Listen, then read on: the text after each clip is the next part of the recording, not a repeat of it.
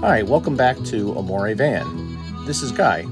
Roseanne and I wanted to show you the latest modification we've made to the back of our Embassy Dolphin to add some storage and organizational capacity. This modification was inspired by a similar modification made to an Embassy built on a ProMaster by Phyllis, a member of the Embassy Owners and Wannabes group. So we wanted to see if we could make the same modification on the back of the Transit and then show you how we did it. So here we go. Here's the back door of the Transit prior to the modification. The back door includes plastic molding that is added by Embassy and is held on by the screws that you see here. We started by measuring the width of the back door where we wanted to install the storage bracket. The width turned out to be 30 inches. That 30 inches is not measured all the way to the right edge of the molding because the right edge of the molding curls up slightly, and if the storage bracket were to extend all the way to that edge, it would not lie flush where that screw needs to be placed. For the storage channel, we chose Gladiator GearTrack. There are a variety of different brands to choose from that accomplish pretty much the same thing. You should be aware, however, that the accessories for each do not necessarily work interchangeably with different brands of track. GearTrack is sold in 48-inch sections, so we had to cut it down to 30 inches before we could install it. For this task, we used an oscillating multi-tool with the all-purpose blade attachment. But, of course, if you have a circular saw or a table saw, these would work just as well. The sawing process is going to throw off these tiny shards of plastic, so please wear safety goggles. Once the 30-inch piece was cut, we also sanded the ends to make them smoother. With the track channel cut and sanded, let's talk now about the screw holes that are needed. For 3 of the holes, you'll be able to use these screw holes already drilled by Embassy.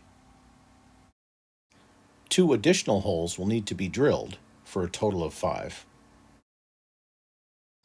The existing Embassy screw in the middle top is too high to be used.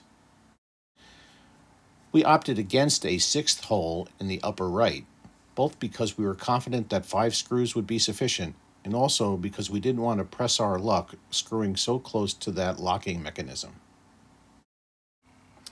After measuring multiple times to make sure the hole placement was accurate, it was time to drill the holes into the storage channel. A 3/16 drill bit is used because that is the size of the existing holes drilled by Embassy. Now let's talk about screw length.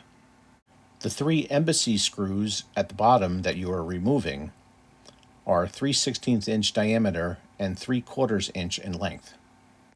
However, the GearTrack itself is a 1/4 inch thick in the channel where you'll be drilling. Therefore, it's necessary to add a 1/4 inch to the length of the screws, so 1 inch length screws will be needed for the 3 screws in the red circles. For the 2 screws being used in the center, where the blue circles are, it's necessary to add an additional 1/4 inch of length for a total of 1¼ inches.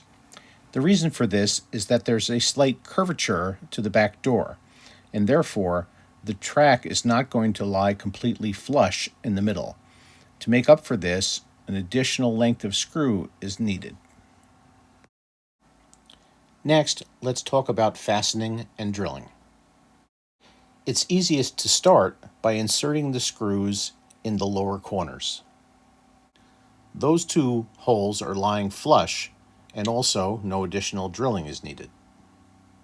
Next, it is time to insert screw number 3 in the upper left, but that screw needs a new hole.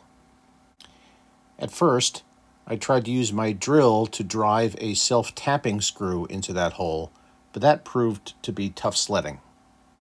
So I used a 3/16 inch drill bit to finish the job and then inserted the screw. Next, it was time to tackle the 2 middle screws that do not lie completely flush. The bottom one already has its own hole, so I started there. I inserted the 1 1/4 inch screw and tightened it down. The channel does have a little bit of give, so the tightening of this screw drew the channel a little bit closer to the back door, but still not quite flush. Finally, I inserted my drill bit through the channel hole in the center top and drilled the remaining hole for the final screw. This final hole was again a bit of tough sledding, and by the time I had finished drilling the hole, I had inadvertently widened the diameter of the hole in the channel. I addressed this issue by simply increasing to a 1/4 inch diameter screw for this last hole. With installation of the channel complete, we were ready to add our storage accessories. Of course, no doubt, we will change our minds many times about which accessories to hang where and how to use them. We followed a similar process to install a channel on the passenger side rear door as well, although as you can see, we didn't go all the way across because we had no desire to press our luck by drilling holes anywhere near that door latch. Well, there you have it. That's all for now. We hope you found this helpful, and we'll see you next time here at Amore Van.